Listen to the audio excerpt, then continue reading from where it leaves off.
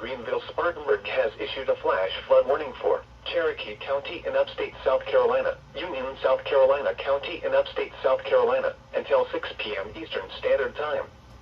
At 12:21 p.m. Eastern Standard Time, Doppler radar and automated rain gauges indicated thunderstorms producing heavy rain across the warned area.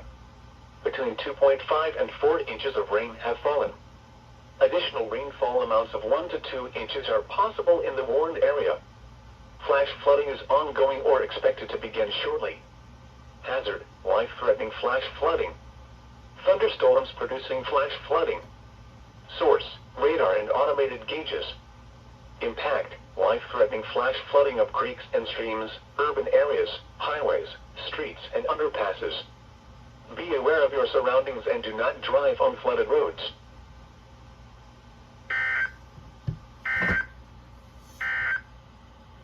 The National Weather Service in